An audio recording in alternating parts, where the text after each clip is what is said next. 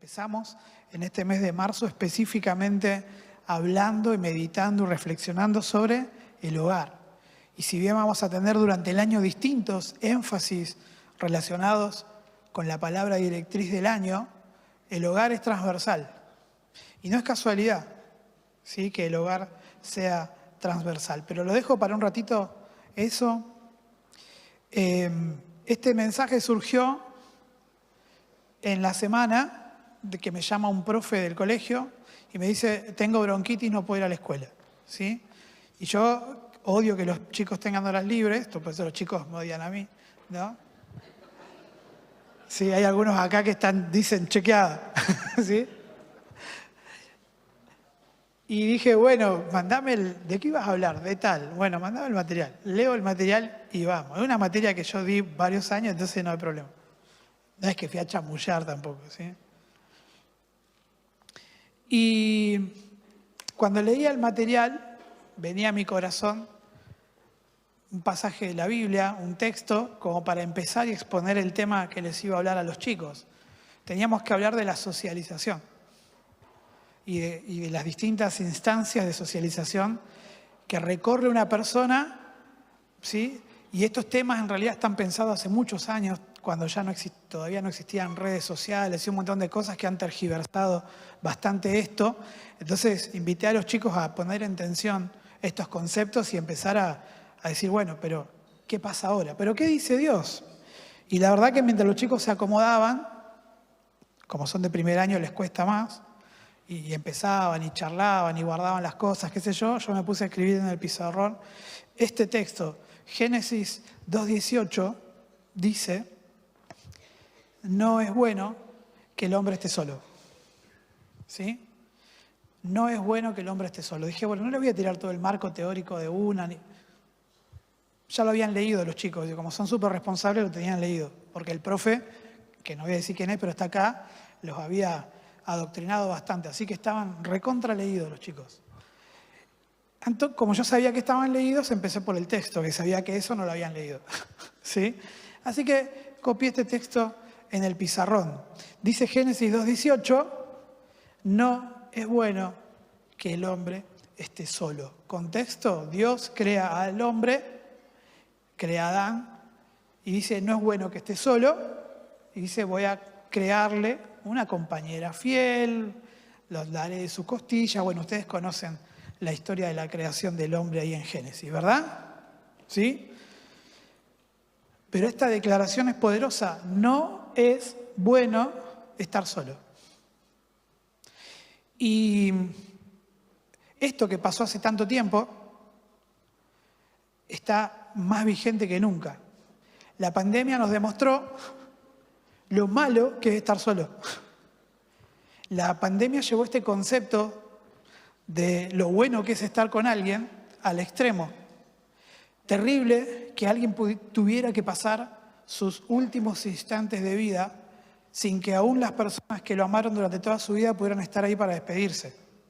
Eso creo que a los que vivimos en esta parte de la historia nos conmovió profundamente. Nunca nos hubiéramos imaginado que alguien tuviera que pasar por eso, y obviamente aquellos que perdieron familiares tuvieran que pasar por eso. Ya es duro perder a alguien, pero que ni siquiera puedas estar cerca y no ver nunca más a esa persona, lo abrupto, lo violento.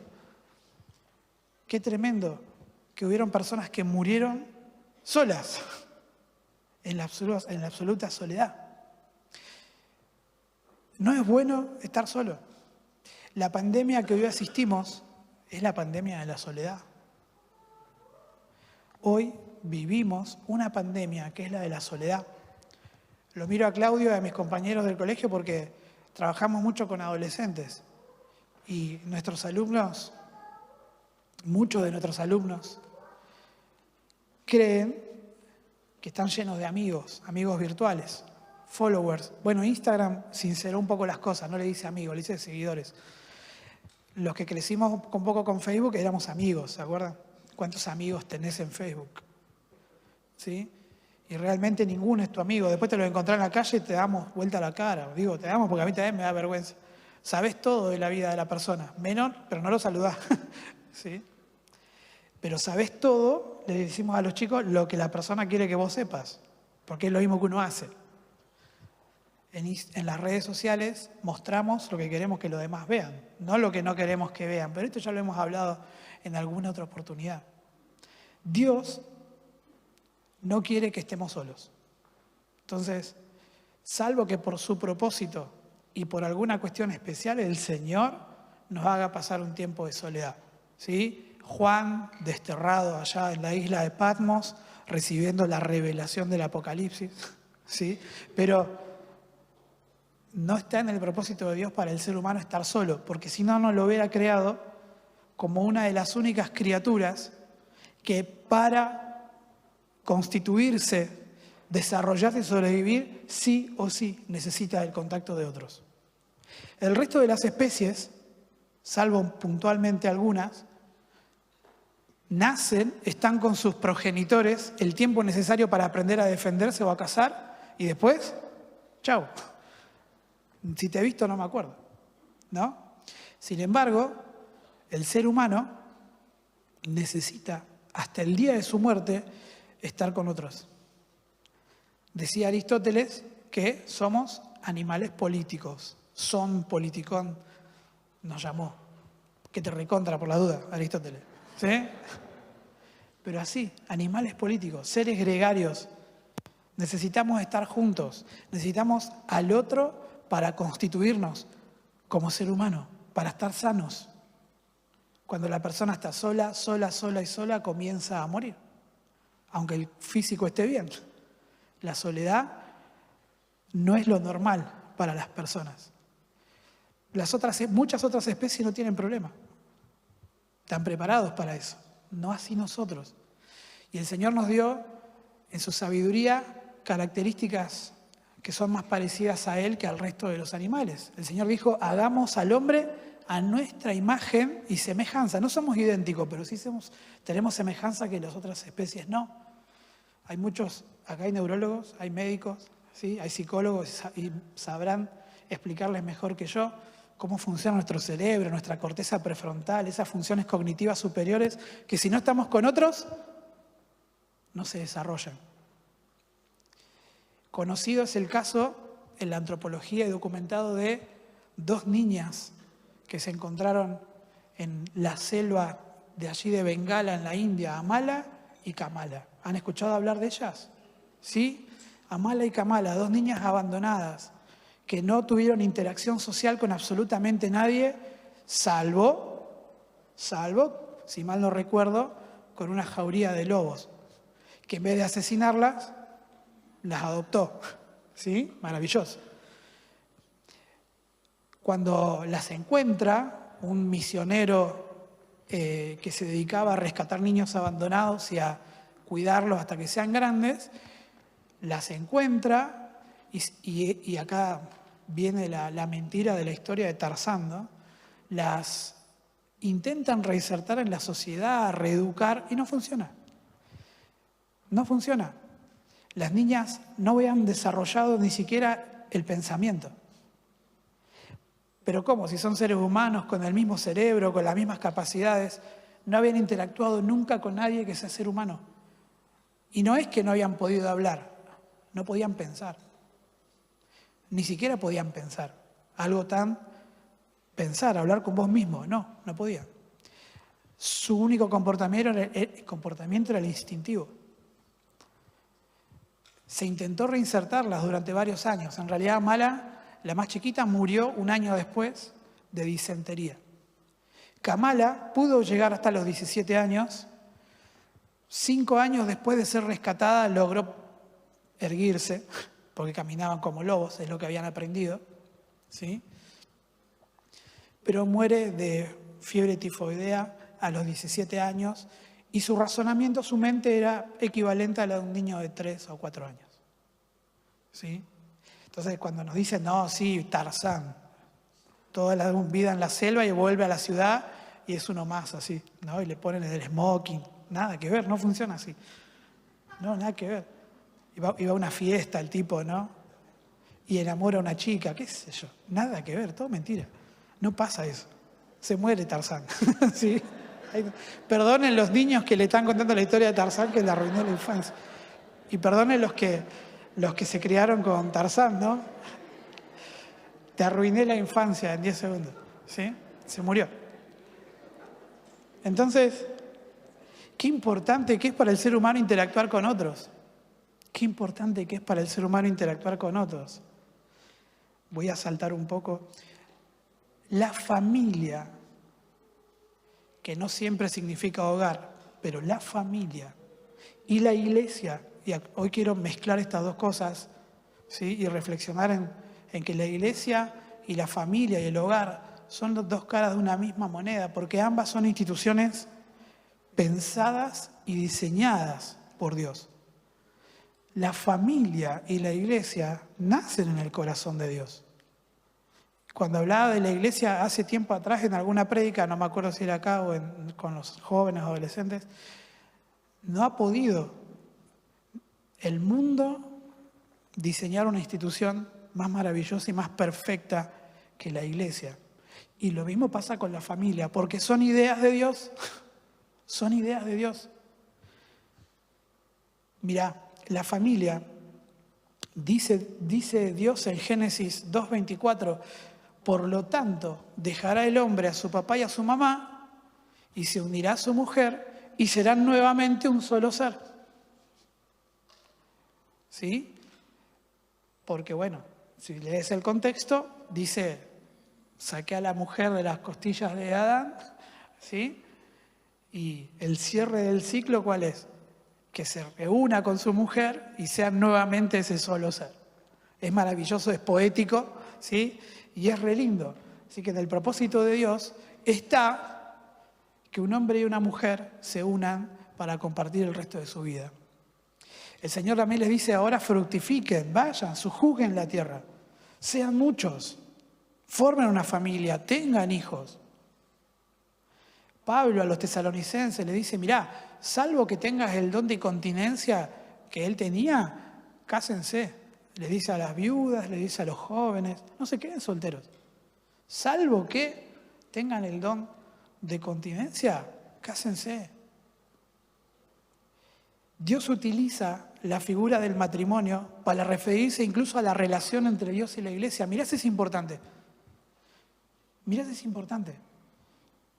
Que a la iglesia le llama la novia y a Cristo le llama el novio.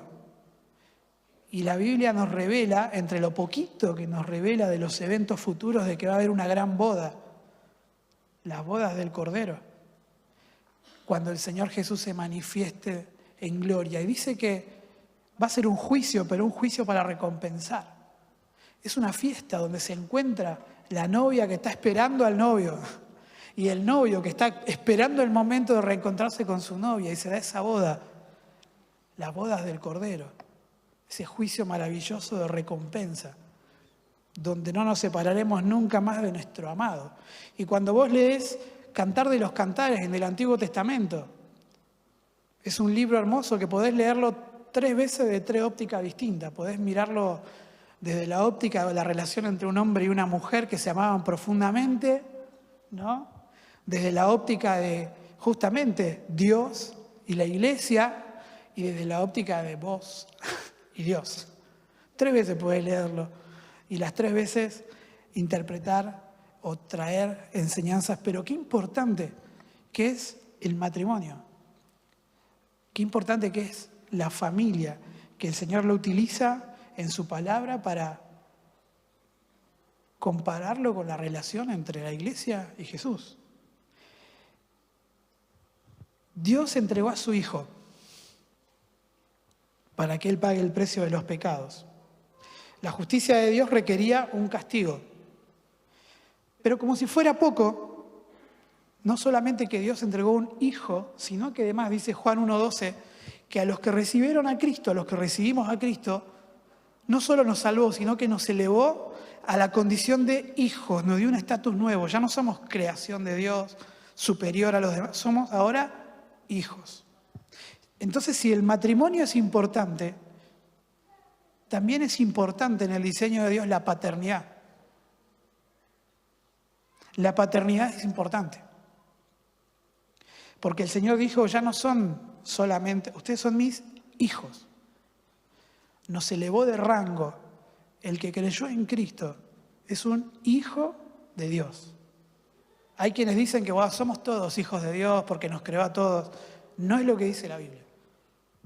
Es antipático, pero es así. Hijo de Dios es aquel que creyó en Cristo y lo aceptó como su Salvador. Hay un cambio de estatus completo.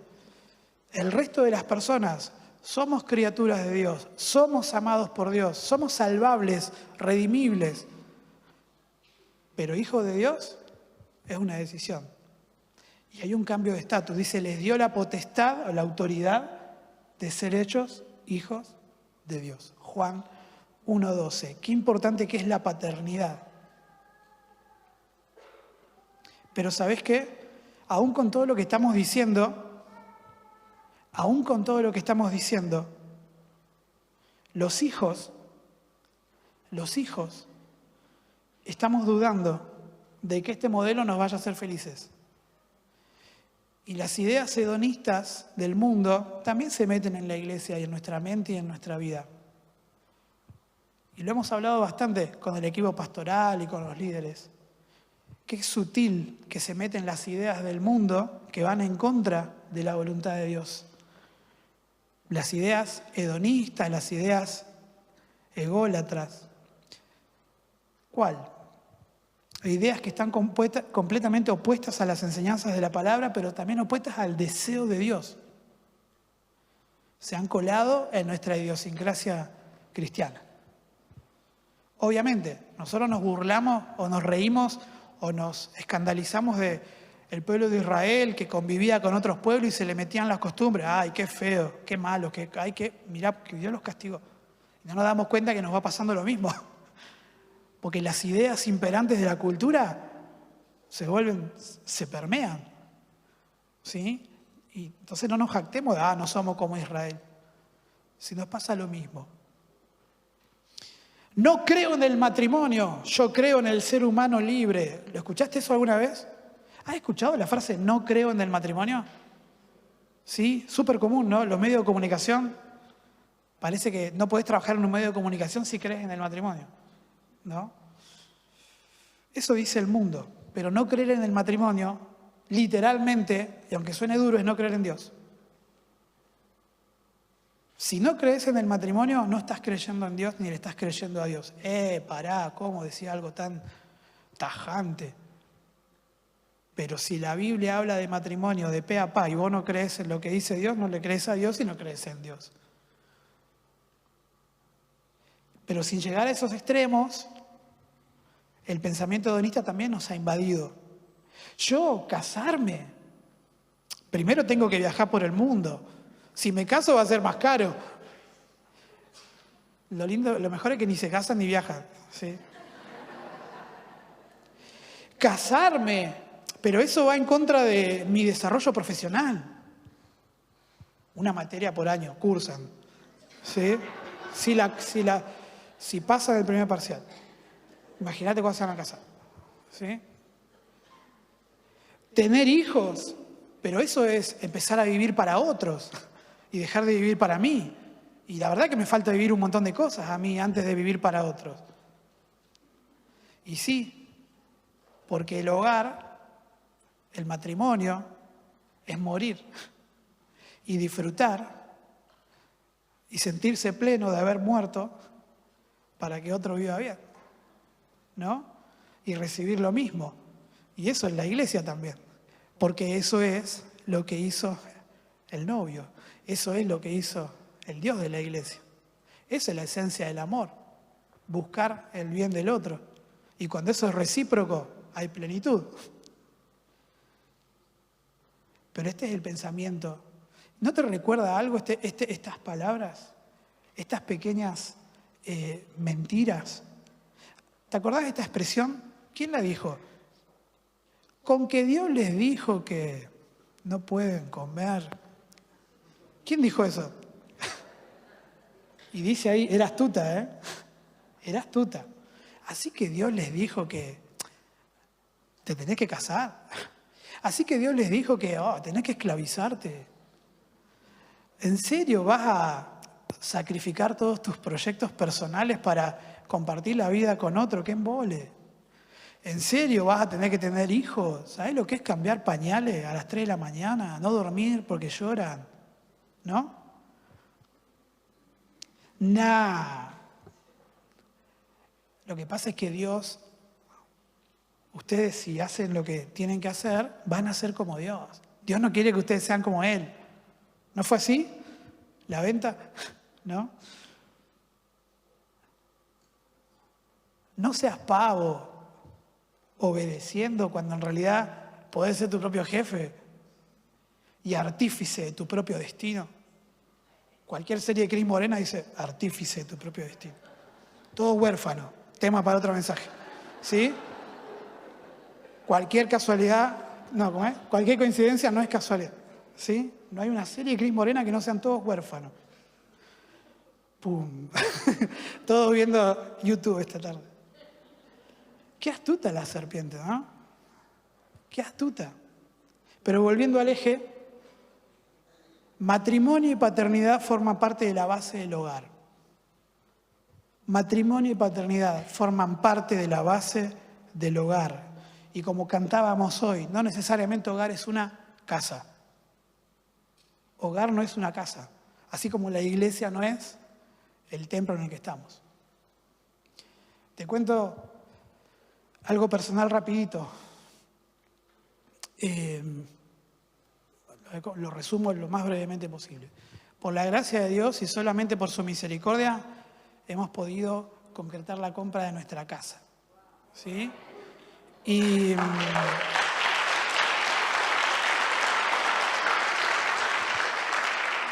lo cierto es que compramos la casa, no era la más linda. De hecho, tiene un montón de laburo, ¿no? Un montón de laburo, ¿sí? Y un montón de detalles. Y habíamos visto casas más baratas y más lindas, en lugares recopados, ¿no? Que hubiéramos comprado un par de meses antes con el dólar a la mitad de lo que lo teníamos pagando, ¿sí? Y fuimos a ver una que estaba tremenda. Salía más barata que la que compramos incluso. Parecido el terreno, pero en la entrada de Plotier. Y cuando éramos novios con Flor, hace 84 años atrás, yo me acuerdo en blanco y negro, mire lo que le digo, ¿sí? Me acuerdo que hablábamos y yo le decía, ¿no? Y terrible declaración hice ahí, que la verdad, nuestro sueño era tener una casa donde podamos llenarla de adolescentes, de jóvenes, ¿sí? Ni sabía todo lo que me deparaba el Señor después. De hecho, lo sostengo. Este fin de semana tenemos una de las inauguraciones, mañana hay la primera invasión carnívora, ¿sí? Ahí los líderes de nuevas generaciones pasan mañana, primera inauguración. Pero la verdad es que no teníamos paz de la casa más bonita, más hermosa, más en un lugar espectacular, con calle de asfalto. Cerraba por todos lados. El único lugar que nos cerraba era acá, en el corazón. ¿Sí? Y no sabíamos qué decir, que sí, que no. Y un día, che, ¿te cierra? No, la verdad que no. Bueno, sigamos buscando. ¿Por qué no te cierra? No sé. Sigamos buscando. ¿Sí?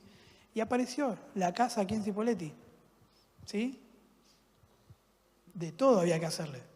Pero es la casa que nos dio paz, tranquilidad y nos llenó el corazón y digo, va a ser acá. Salimos así con Flor, nos subimos a la camioneta, no le dijimos nada a la dueña para que no se ilusione y podamos pelear de precio, ¿no? Pero cuando nos subimos, es acá, listo, no hay duda. ¿Sí? Después pasó de todo, pero el Señor nos llevó a ese lugar. Pero es una casa, no es un hogar. Y no es lo mismo. Mi casa es funcional al proyecto de hogar, pero no es mi hogar. Y yo le pedí al Señor una casa que se adaptara a lo que Él quiere o a lo que Él diseñó para mi hogar. Yo no le pedí a Dios un hogar porque yo ya lo tenía. Yo le pedí una casa. Guarda con confundir esto porque Podés lograr la mejor casa, la casa de tus sueños, y en el camino haber perdido tu hogar. ¿Sí? Nuestro anhelo con Flor, nuestro milagro, no es la casa, aunque es un milagro. Cuando sacás los números, te puedo contar en otro momento a solas, ¿no? No había manera que los números den, pero dieron. Eso es un milagro. Pero nuestro milagro es ver a nuestro hijo corriendo con otro montón de nenes y que se críe en ese ambiente de Cristo, ¿no? Ese es el verdadero milagro, ¿no? Y el bien material, la casa, es funcional a eso. No es un fin en sí mismo, es un medio. Entonces una casa, así como el templo, pasa exactamente lo mismo. Incluso podemos perder este templo. Estaba en Bahía Blanca yo el 7 de marzo. Ni sabía. Estaba en el 4º piso para hacer un trámite a las 8:30 de la mañana. Tuve una noche hermosa. Dormí como un bebé con la lluviecita. Ay, qué linda lluvia, decía yo. Ni sabía lo que estaba pasando abajo, imagínate. ¿Sí? Hasta que bajé a desayunar así, en un cumple. Se cortó la luz, digo, no pasa nada. Meto las patas en el lobby del hotel, agua hasta acá. ¿Sí? Y ahí empecé a entender todo lo que estaba pasando, ¿no? ¿Cuántas iglesias se quedaron con agua hasta arriba? Mañana podemos quedarnos sin templo, pero la iglesia no es el templo. La casa no es el hogar. ¿Sí? No deja de existir porque deja de existir la casa. Y no deja de existir la iglesia porque deja de existir el templo. Nos podemos congregar abajo un árbol y seguimos siendo iglesia y seguimos adorando a Dios. Gloria a Dios por el templo que tenemos y por las instalaciones, ¿no? Pero podríamos no tenerla si el Señor así lo decide. ¿Pero qué es el hogar? No es una casa, pero el hogar es amor. El hogar es entrega. El hogar es intimidad. El hogar es protección. El hogar es enseñanza. El hogar es ámbito de crecimiento. Pero no es una casa o un departamento. Como sucede con la iglesia. El hogar son las personas que lo conforman. Jesús nació sin casa, pero nació en un hogar maravilloso en medio de una familia que lo amó, ¿o no? ¡Qué loco! No fue encontrado un lugar para que nazca. Es más, nació lejos de su ciudad donde hubiera estado la casa que debería nacer. Ni siquiera un hotel, ni un alojamiento. Pero vaya que nació en un hogar que lo amó, que lo cuidó, que lo esperó, aún sabiendo lo que venía, más o menos. Lo amó, lo cuidó, lo protegió, le enseñó, lo abrazó y lo preparó. Jesús tuvo papá y mamá. Jesús tuvo papá y mamá presentes. Por lo menos hasta los 12 años que sabemos que los padres estaban juntos, ¿no? No sé qué pasó con José después. Pero hasta el último relato de ahí de los 12 años lo estaban buscando por todos lados. Estaban desesperados porque no lo encontraban. No eran padres ausentes ni era un chico abandónico. Jesús. Pero la serpiente sigue siendo astuta. Y como se sabe derrotada, su único afán, ¿cuál es el afán del diablo? Si ya perdió. Si ya la muerte fue derrotada. ¿Qué busca él? ¿Usted alguna vez se lo preguntaron? ¿Cuál es el objetivo?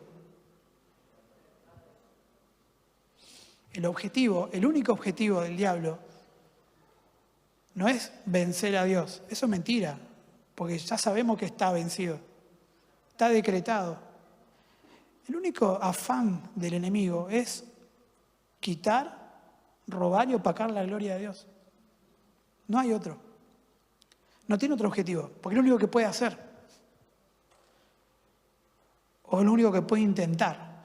Y una de las herramientas fundamentales para hacerlo, y acá es donde entramos en juego nosotros, es el aislamiento. Es la disgregación, es la separación. ¿Te acordás cuando el diablo tenta a Jesús? ¿Qué hizo? Lo primero que hizo fue solo al desierto. ¿Sí? Allí fue tentado, ¿no? Y ya sabemos el final. Pero la soledad no es buena consejera, dice un dicho, es tal cual. ¿Sí? Es tal cual. La pandemia que vivimos hoy es la de la soledad. Por la sobrecarga laboral, extenuantes horas de trabajo que no terminan más y nos impiden estar con aquello que tenemos que estar, sobrecarga ministerial, si se quiere, aquellos que somos cristianos, pero ¿qué hablar del divorcio? ¿No? Y niños que quedan sin una referencia clara y sin una imagen clara y un eje, ¿no?, de amor. Peleas, todas cosas que desunen, ¿verdad? Peleas de amigos, peleas de pareja, peleas de compañeros, peleas de pastores. La disgregación. Sin embargo, el Señor nos habla de congregación, ¿no? Pero la disgregación es el arma más utilizada. El aislamiento y la soledad es una de las armas más utilizadas por el enemigo para robar la gloria de Dios. Porque la persona en soledad no hace cosas buenas. Porque la persona necesita estar con otros. La persona en soledad no se dirige a ningún rumbo positivo. No es verdad esto. Voy a estar solo para encontrarme conmigo. No crean eso. Esa es otra de las mentiras que andan dando vueltas. No, me voy a tomar un tiempo para reflexionar. No voy a juntarme con nadie. Necesito encontrarme conmigo mismo. No te vas a encontrar con vos mismo. No es con vos con lo que te vas a encontrar. La soledad es caldo de cultivo para muchas situaciones negativas en la vida de las personas. Muchos adolescentes están solos, con el teléfono, muchísimas horas al día. Miles de amigos virtuales, ya lo dije, cientos de seguidores en Instagram. Pero al fin de cuentas, si se corta la luz o se cae el wifi, lo único que hay en la foto es una persona 5 horas así con un celular tirado en la cama. Eso es estar solo. No, pero soy re popular, estoy lleno de gente, hasta que te cae el wifi. Y ahí se cayó la mentira, estás solo tirado en una cama desde que llegás a la escuela hasta que te quedás dormido. Eso es soledad. De gente a la que no le importa nada de vos, además. Porque lo único que le importa es el clic que haces para vender productos, nada más. Hogar e iglesia no deberían ser opuestos. Y esto es importante. Reflexionamos la semana pasada y la anterior. Nuestro primer ministerio es nuestro hogar. Pero esto no quiere decir, bueno, porque algunos, no pocos, han usado esta excusa para decir, buenísimo, me bajo de todo porque me voy a quedar en mi casa cuidando a mis hijos. Porque mi primer ministerio es la familia, la vieja confiable. ¿Sí? Completamente cierto que tu primer ministerio es el hogar y la familia. Pero eso se basa en la creencia errada de que iglesia y hogar son cosas completamente opuestas y que no se pueden conjugar. Y en realidad son dos ideas de Dios para el ser humano. Y si son dos ideas de Dios para el ser humano, son perfectamente compatibles, porque si no estamos creyendo que Dios se equivocó. Y nos creó dos ámbitos completamente incompatibles y nos puso en una perversa decisión. Y no me lo imagino a Dios obligándome a elegir entre mi hijo y mi esposa y la iglesia. ¿Por qué me va a romper el corazón así? Y aún si estás pensando, pero Isaac, bueno, estudiarlo en profundidad, porque te vas a dar cuenta que no es lo que parece. Y algo dijeron los pastores el otro día. Mirá, nuestro hogar debe ser iglesia. Nuestro hogar debe ser iglesia. No nos sirve de nada bajar el cielo a la tierra los domingos acá. Si en nuestro hogar vivimos en el subterráneo, en el -4. Si en nuestro hogar hay pelea, disensión, gritos. Si nuestro hijo lo que está aprendiendo, nuestros hijos lo que aprenden de nosotros es eso. Nuestro hogar no está siendo iglesia.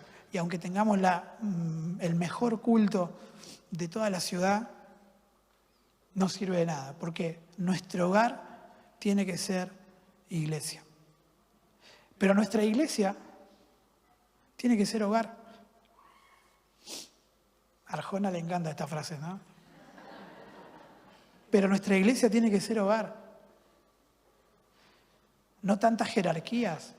Recién escuchaba de alguien que tenía que presentar en una iglesia a su bebé y Es tan inalcanzable el pastor que tuvieron que dar un plan B y presentarlo del otro lado de otra forma. Y otro que lo podía presentar también, no sé cómo él lo escuché así de rebote, ¿no? Es pastor desde tal hora hasta tal hora y no coincidían los horarios. ¿Sí? Entonces, nuestra iglesia tiene que ser hogar, familia. Y las dos cosas son completamente amalgamables. Si nosotros vivimos una iglesia cultocéntrica, hacemos perfecto el culto, pero cuando termina el culto, terminó el objetivo de la iglesia. Y nos vemos la semana que viene. Y la gente, venimos, la pasamos bien, adoramos, aprendemos, cerramos la puerta y nos vemos la semana que viene. Y eso no es un hogar. Porque el hogar no para nunca, la iglesia no para nunca tampoco. Nuestra iglesia debe ser hogar y familia, y tampoco debe ser solamente un ámbito de servicio, servicio, servicio, servicio, servicio, servicio, trabajo, trabajo, trabajo. A veces corremos este peligro, ¿no? ¿Conocés a ese hermano? Sí, lo reconozco. ¿Qué conocés de él? No, trabajamos juntos, nos conocemos un montón. ¿Qué sabés de él? Nada, porque estamos corriendo 24/7 para llegar a un culto o para llegar a una actividad o para que esto salga bien. Es una iglesia que gira en torno a un culto y no una iglesia que gira en torno al hogar. Los momentos más importantes del ministerio de Cristo, bueno, no sé si sea tanta gente, pero muchos de esos momentos tuvieron que ver con hogares. Y de hecho, ¿cuántos templos llenó Jesús? Ahora, ¿cuántos hogares llenó? Cosas, por decirte algunas que me acordaba. Empezó su ministerio en una boda, ¿no? Donde había un evento familiar. Ahí entró Jesús, en una boda, la boda de Caná. Después léanlo. En un hogar resucitó a un muerto, un amigo, a Lázaro. Y ese hogar en Betania, lo que fue después, ¿no? Las enseñanzas que nos quedaron de lo que pasó, lo que fue pasando en ese hogar de 3 hermanos. La última Pascua, vayan, le dijo a los discípulos, ¿dónde te vamos a preparar la cena a la Pascua? Vayan, van a buscar un hombre importante y van a decirle que tiene, y así como tal cual el Señor se los dijo, pasó, ¿no? Y ahí se fundó el famoso aposento alto, que era tremendo, no era tan chiquitito. 500 personas después en Hechos estaban ahí antes, cuando el Señor vuelve. Eran una banda. Así que no era una casita, era un tipo seguramente con un poder adquisitivo importante, una casa grande, un lugar. Terminó siendo como el cuartel de operaciones de la primera iglesia. Pero un hombre que abrió su hogar y que aparte alimentó a un montón de gente. No está en la Biblia, pero es lo que deducimos. Y en ese lugar el Señor instituyó la cena del Señor. En ese lugar el Señor instruyó a sus discípulos. En ese lugar decidió revelarles que alguien lo iba a traicionar. En ese lugar después se les aparece también resucitado. Un hogar, una familia que abre las puertas. Y hay un montón de ejemplos, podemos estar toda la mañana. En el templo me adelanté, Hechos capítulo 2, y ahora sí voy terminando, pero en Hechos capítulo 2, la primera iglesia, no vas a encontrar registro ahí de que era una iglesia cultocéntrica. Pero sí me llama la atención algo, ahí, a ver si lo anoté, ¿te di el texto ese, Marti? Hechos capítulo 2, creo que era 46, una cosa así. Y más adelante,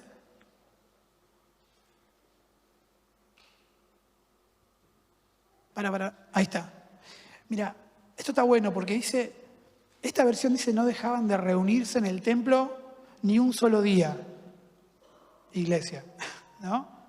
Pero en realidad la Reina Valera 60 dice servían en el templo todos los días, todo el tiempo, era servicio.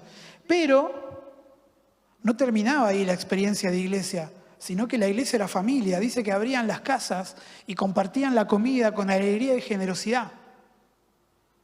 ¿Viste cuando decís, terminó el culto, listo, chicos, no los quiero ver, al equipo no lo quiero ver hasta dentro de 4 días que teníamos que juntarnos a planificar?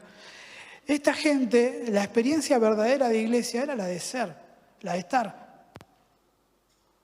La experiencia de la iglesia era, somos lo mismo, somos nosotros que comemos acá un asado y enseguida nos vamos a la iglesia y estamos adorando y después salimos de ahí y seguimos estando juntos, la de familia. Familia en casa y familia en el templo. En el templo servían con generosidad, con amabilidad y fuera del templo seguían haciendo lo mismo, sirviéndose, amándose, con alegría. Obviamente se acababa de derramar el Espíritu Santo, era un boom espiritual tremendo. Vendían la casa y la ponían así para... espectacular, ¿sí? Hermoso. Pero fíjense que acá, cuando lees este pasaje, no parece haber una distinción entre familia, hogar e iglesia. No había una doble vida.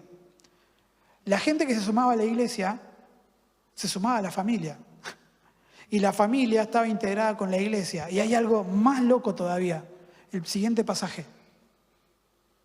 El siguiente texto, perdón. ¿Puede ser? Ahí está. Mirá cómo termina esto. Acá dice que disfrutaban además. Nadie sufría el servicio. Disfrutaban estar juntos. Se amaban sirviendo y se amaban en la casa, y se amaban comiendo, y se amaban riéndose, y se amaban sufriendo persecución también. Pero hay otro detalle que a veces lo pasamos de alto. Dice, y el Señor añadía todos los días a los que se salvaban. El impacto era tan fuerte, pero ellos no es que solamente hacían mega campañas evangelísticas que no podían, sino que esta forma de vida, de ser hogar y de ser iglesia, hacía que todos dijeran, ¿qué tienen ustedes? Yo quiero tener lo mismo. Y se llama Cristo, listo. Y el Señor los añadía. O sea, el Señor dio el visto bueno a esta forma de ser hogar y de ser iglesia. Y esto impactó tremendamente. ¿Qué mejor manera de discipular a un niño, a un adolescente, que abrir tu casa? ¿Qué mejor manera de discipular a alguien que mostrarte tal cual sos? No acá predicando desde adelante donde parece que somos todos perfectos y donde todo el mundo asiente con la cabeza, así, qué bueno lo que está diciendo. La mejor manera de discipular es el lunes a las 9 de la mañana con los pelos así parados leyendo la Biblia juntos. La persona que me discipuló a mí y a mi hermano, yo me acuerdo que nos llevaba a su casa después de las reuniones, éramos 15 adolescentes, nos pagaba el colectivo para llevarnos, nos daba de comer, tenía su esposa y una nena recién nacida, y sin embargo éramos 15 monos ahí adentro de la casa de él, ¿sí? De ellos. Y después al otro día nos levantamos temprano y íbamos a la cena del Señor también, y otra vez nos volvía a pagar el pasaje a todos, porque no teníamos un mango nosotros, de colectivo. Y los martes con mi hermano nos íbamos en bicicleta, cruzábamos toda la ciudad y nos estaba esperando con la leche y el discipulado, un cursillo que íbamos haciendo y nos enseñaba. Y el tipo había cambiado su horario para... En realidad, eso es impactante. Porque ese es el amor puesto en acción. Cualquiera, en realidad no se discipula desde acá, desde un púlpito. Y eso lo impacta. Entonces, no dejemos de traer a la gente a la iglesia para que se acerque a Dios. Porque Dios está en nosotros. Te invito a la iglesia. Yo lo hacía esto, porque me daba vergüenza hablar de Cristo. Entonces, ¿yo qué hacía? Bueno, por lo menos lo llevo a la iglesia, a ver si ahí pasa, ¿no? Y en realidad, la persona se va a encontrar con Cristo y después va a sentir la necesidad de estar en comunión con los hermanos y participar del culto y adorar al Señor y aprender. Pero lo grosso va a pasar ahí en tu casa, la charla de mate. Yo no tomo mate, pero los que toman mate, pobres, ustedes pueden... Sí, Agustín no está, me hubiera hecho la segunda en esta, pero allá está, así, ¿ven? Pero ustedes, que toman mate, ahí va a pasar lo grosso. Porque no es lo mismo. Lo milagroso pasaba en los hogares, en familias que se mostraban tal cual son. Lo milagroso pasa ahí. Tu amigo te está preguntando qué tiene que hacer para ser salvo. No le podés decir, espera el domingo, así vas a escuchar el mensaje de salvación y te voy a presentar a alguien que te va a decir, ¿cómo? Dale, tanto trámite. Tu amigo, con un mate y unos 9 de oro, agridulces. Ahí tenés que predicar el evangelio. Ahí le tenés que contar. ¿Cómo sabés que tu amigo llega el domingo? ¿Y si no llega? ¿Y si pasa algo en el medio? El hogar cristiano abierto impacta. El hogar sincero cristiano impacta. También me pasó el otro ejemplo, de ir a hogares cristianos cuando era adolescente y presenciar riñas, peleas. Digo, ¿y esto? Pero estos son los que en la iglesia, me pasó, estos son los que en la iglesia, impecable, me invitan acá y se están ladrando, se muestran los dientes como... Entonces, impacta el hogar, positiva y negativamente, ¿verdad? Pero en la iglesia está todo bien, somos todos impecables. Nuestro hogar tiene que ser la iglesia. Y nuestra iglesia también tiene que ser un hogar. No vivamos esta dualidad como si fueran cosas incompatibles, porque en el diseño de Dios no lo son. El Señor pensó las dos cosas y Él no se equivoca. De verdad, nos hemos angustiado tanto, incluso en el equipo pastoral, ¿no? Por el nivel de actividad, cuando veíamos que la gente está cansada, cuando nosotros nos sentimos cansados. Ideando estrategias, a ver cómo hacemos para que la gente, los equipos no estén tan cansados, pero a la vez no nos quedemos sin actividades. ¿Y qué hacemos con la gente que su único contacto con la iglesia es el domingo? Uy, la verdad que nos rompemos la cabeza, pero el tema es que el planteo está mal. Porque empezamos desde el planteo de que son cosas incompatibles y hay que equilibrarlas. Pero en realidad no son cosas incompatibles. Porque yo tengo que en casa construir la iglesia. Y esa iglesia se va a manifestar acá un domingo, un sábado, un miércoles, un jueves, un martes. Somos familia. Y cuando decimos que somos familia y cuando le llamamos casa a la iglesia, es verdad siempre y cuando lo estemos viviendo. Porque es verdad que esta es la casa de Dios, pero la casa de todos ustedes también es la casa de Dios. Porque si no llevamos muchas décadas inconscientemente y sin ninguna mala intención, transmitiéndole a la gente un mensaje de que Dios está en la iglesia, en el templo. Bienvenidos a la casa de Dios. O sea, Dios está de la puerta para acá adentro, para allá no, en tu casa no. Nadie lo hace con mala intención, pero ha sido un mensaje que no es del todo cierto. Sí, el Señor se manifiesta acá completamente, con poder, sí. Vivimos su presencia, sí, porque dice que Él habita en la alabanza de su pueblo. Y es tremendo. Pero eso no quiere decir que de la puerta para allá Él no esté. Mejor es un día en la casa de Dios. Hay la persona que se enferma y no puede venir a la casa de Dios, ¿qué hace? ¿No? Y el que vive en el medio del campo está lejos de la casa de Dios. Entonces, nuestra casa tiene que ser iglesia, porque si no nos sirve de nada que vengamos acá a hacer iglesia. No la vamos a vivir como un hogar. Qué lindo que es ver las publicaciones de ustedes que dicen otra vez en casa, el que ha estado viajando, ¿no? O en casa. Qué maravilloso, a mí me encanta esa expresión, en casa. No dicen en la iglesia, en casa.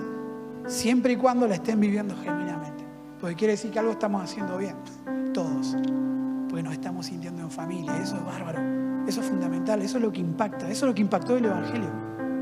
Obviamente, una vez que el Espíritu Santo descendió sobre el pueblo, sobre los creyentes, y la iglesia estuvo completa con el Espíritu Santo, pero ese ADN de familia, de hogar, se expandió y explotó. El enemigo tuvo que disparar persecución sobre la iglesia, pisotón, ¿sí? Y como una burbuja de aire, lo único que logró fue que se expandiera más, como un virus, ¿sí? Y la persecución lo único que hizo fue que el cristianismo, con este ADN de familia, de hogar, de estar juntos, de amarse, invadiera todo el mundo conocido, llegando hasta África. Entonces la intención del enemigo era pisotear, aplastar. Lo dije en el último mensaje que di. Una de las estrategias del enemigo ha sido encerrarnos en los templos. No pudo matar a los cristianos, no pudo detener. Mirá que el enemigo... Me tocó conocer el Coliseo y se te quiebra el corazón cuando pensás, acá mataban a mis hermanos, en Roma. Los mataban animales, se divertían. Acá los cristianos morían, en serio. Todavía pasa igual en otros lugares del mundo. Y aún así no pudo frenar el avance del Evangelio. ¿Pero cuándo lo hizo? ¿Cuándo se frenó el avance del Evangelio? Cuando se convirtió en emperador. Y cuando la iglesia se formó la capital del poder político. Y cuando dijo, bueno, ahora vamos a adorar a Dios, pero metidos en un templo. en un mega templo. Mientras más grande, mejor. Y ahí se frenó. Cuando nos metimos en los templos, dejamos de ser familia y dejamos de ser hogar. Por eso yo celebro y tengo tanta expectativa en este tiempo en que nuestra iglesia estamos pensando en esto, en abrir los hogares y en vivir la iglesia de los hogares. Porque anhelo con que nuestros hogares sean la iglesia. Que lo que vivimos acá lo vivamos allá, y lo que vivimos allá lo vivamos acá. Porque no son incompatibles. Sin querer, terminando, sin querer, nuestro método cultocéntrico, templocéntrico, no está siendo suficiente para satisfacer la soledad de las personas. Aún entre nosotros, aún entre los que estamos activos, aún entre los que tenemos años de creyentes, aún entre los líderes, el método cultocéntrico o templocéntrico no es suficiente para satisfacer la soledad. Aunque nos veamos, con Ana nos podemos mandar 100 mensajes todo el día. ¿Qué sé de Ana? Nada. ¿Qué sabe de mí? Nada. Que no le contesto los mensajes nomás. ¿Sí? Hogar, familia, iglesia, paternidad. Uno del que no hablé, pero lo dejo para otro momento. Hermandad. Hogar, familia, iglesia, paternidad, hermandad. Todos conceptos y ámbitos y realidades que alejan a la gente de la soledad, a la que el diablo y el pecado la llevan. ¿Queremos combatir la soledad? Iglesia, hogar, familia, paternidad. ¿Qué vamos a hacer como iglesia? ¿Pero qué vas a hacer vos como jefe de hogar? ¿Qué vas a hacer vos como matrimonio? Fue muy fuerte el domingo pasado, a mí me conmovió muchísimo, fue maravilloso. Y de verdad, no salí igual. ¿Sí? Entonces, realmente que este sea un tiempo en la que nuestros hogares exploten de la presencia de Dios y en la que estar en el templo o estar en la casa de alguno de los hermanos de la iglesia sea lo mismo. Y no es una herejía lo que estoy diciendo. Porque si va a Hechos capítulo 2 no es una herejía, era lo mismo. No puede ser que cuando nos juntamos en casa no mencionamos un pasaje de la Biblia. No mencionamos el nombre de Dios. Por eso en la iglesia, ya sí, llenamos la boca de Dios. Y en casa, solo hablamos de fútbol, de política, hasta que nos empezamos a pelear. ¿No? Nosotros hablamos de educación, aburridísimos somos. ¿Sí? Es lo que hablamos. De trabajo. O del servicio, del ministerio. Pero no de Dios. Bueno, intencionalmente empecemos a ver esto. No podemos ser una cosa acá y otra cosa allá. Si nos juntamos en casa, tiene que pasar lo mismo que pasa acá. Y acá tampoco nos tenemos que presentar como ángeles, así. Somos la misma persona que estamos en casa. Un poquito más emprolijado algunos y nada más. Porque eso es el modelo de Dios. Hogar, familia, iglesia, no hay distinción. Me puse a ver los comentarios de Google de nuestra iglesia. Y algunos dijeron, familia. ¡Wow! Dije, misión cumplida. ¿Sí? Un lugar para sentirse como en casa. Y no era Sergio, ni Rosa, ni Marcela. Sí, eso también lo miro, si no tiene gracia. ¿Sí? Y es gente que yo no conozco. Qué lindo esas reseñas. Porque eso es lo que buscamos, eso es lo que tenemos que buscar. Una iglesia familiar, una iglesia relacional. No una iglesia cultocéntrica, ni tampoco una familia que se vistan hermosos para ir a la iglesia y cuando vuelvan se muestren los dientes y saquen todos los trapitos al sol. Tenemos que ser íntegros, porque el Dios que está acá en su casa también está en mi casa, que es su casa, y también está en tu casa, que debería ser su casa. El Señor se enseñorea, y de nada sirve la casa, como nos ministraban los chicos, si Dios no está. Oramos.